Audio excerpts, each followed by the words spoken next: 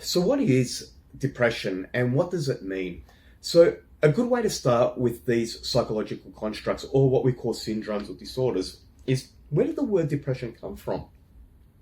And as per normal, it derived from a Latin word meaning to press down. And that's a really interesting way of describing it, because what it means is there's something pressing down on the person, keeping them down or making them feel like it's harder to get through, like carrying weights on your back or having a certain weight on your shoulders. And it's very interesting how language starts to code for these types of words like depression, because we start to use metaphors to say that we feel like we've got the weight of the world on our shoulders. And this might lead into one of those Greek mythology stories about Atlas, whose punishment was to carry the world on his shoulders.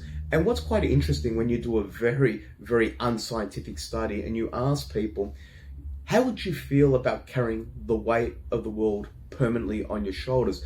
Considering the other punishment from Zeus could have been potentially death, people have a tendency to say they probably would have preferred death than to be labored by carrying the weight of the world around. They would have felt it to be exhausting, strenuous. They would have lost hope. The ability to escape that would have been something that they would have perceived as indefinite. So maybe one way to escape that would have been to obviously have died. And it's really interesting when we look at that, because when depression is quite severe and chronic, so in other words, when the person has had it for a long period of time and the symptoms are quite high, and there may be other disorders also, there's always that remote possibility that suicide can occur. So it's a really serious disorder. So when we define depression, some of the words or the adjectives that come up is despondency, meaning really low spirits, and the person may have low levels of hope. In other words, they're not very optimistic. Will you hear that term, the glass half full or the glass half empty? People that are depressed normally would have a pessimistic view and look at things from a very negative viewpoint. And we'll talk about that later, about how things can appear negative. So in economics, depression means a downturn. And what's quite interesting here is when you look at someone who has clinical depression, and we want to delineate now between the difference between a symptom from depression and being clinically depressed. So I could be sad, I could feel down or blah or down in the dumps. That technically doesn't mean I'm depressed.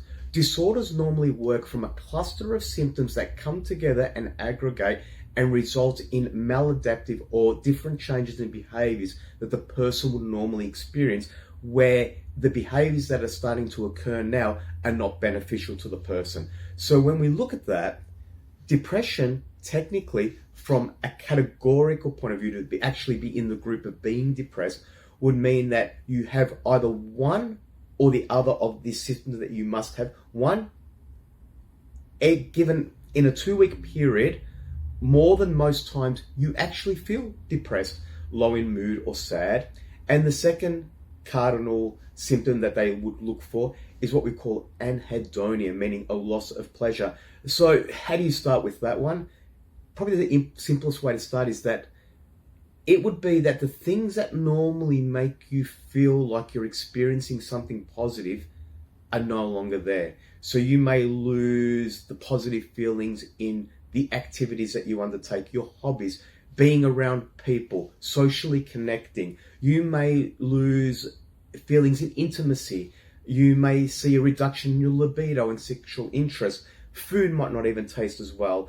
It can go the opposite way. But there's some of the things that you'll see from those first two cardinal, though, either a depressed mood or anhedonia, which is a loss of interest. The other symptoms can be from psychomotor agitation, which is more common in young children and adolescents, or psychomotor reduction, which means that the person's a lot more slower. They have a different they take on a different posture. You may even see that they slump their shoulders and they don't look like they have any energy, any life force in them. Things are quite difficult, and their concentration is also, to a degree, impaired. We may also see changes in appetite, And this can go either way, just doesn't mean it goes one way. Person may lose weight or the person may gain weight in comparison to their normal weight. Changes in sleep habits. Now, this is an important one because normally we look for quantitative changes in sleep and we say to our clients, how are you sleeping? Are you sleeping too much or you're not sleeping enough? But there's qualitative components that we want to look for. And one of the more important thing is looking for sleep patterns where the person wakes up a few hours earlier than what they normally did. And they might also subjectively advise they actually feel worse in the morning. And as the day goes long, as the day eventuates, they still feel depressed, but not as bad as what they felt in the morning. Other things that may occur is from a cognitive point of view, high or intense feelings of guilt and worthlessness. And which is more extreme is that some clients, depending on how severe and how chronic their depressive symptoms have been, may also experience suicidal ideation. Depression isn't easy to treat. It waxes and wanes, and when you look at the research, people do have relapses. And while research does suggest that the first line treatment is psychotherapy, it's CBT, and also pharmacological interventions like antidepressants, usually it's the combination of both, depending on the individual and the person, that helps with the course of treatment. And just a concluding statement, there were some articles back in 2022 which were questioning the effectiveness of serotonin, or maybe a better way and a more exact way to say it was that the serotonin hypothesis, meaning that there's a chemical imbalance, there is no evidence to suggest that. While there can be aspects of data that support that, those studies didn't actually look at clinical studies, people that actually take antidepressants and actually improve over a course of time due to that type of treatment.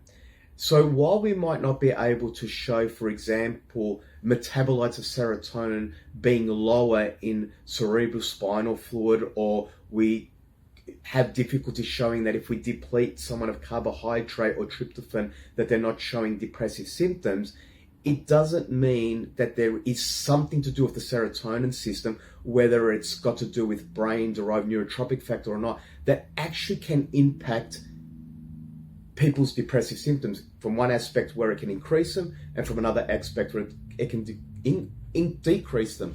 So it's important if you have been given a diagnosis of depression and you are contemplating and thinking about antidepressants because your general practitioner or a psychiatrist has recommended that these would benefit you, and you go on the internet and you read and you may see things that say that they might not work as effectively or the mechanisms of the drug aren't known, you just need to be mindful that those studies only looked at one aspect or one side of the coin of a hypothesis of how we think they work. In conclusion, general anesthetic, we know it works because surgeons can operate on people under anesthetic. If you ask them what actual mechanisms on the central nervous system does anesthetic work on, still don't know. So just because we might not know the actual areas of the brain or the actual function that these drugs may work on, doesn't mean they don't work when they're given to someone over a period of time and we measure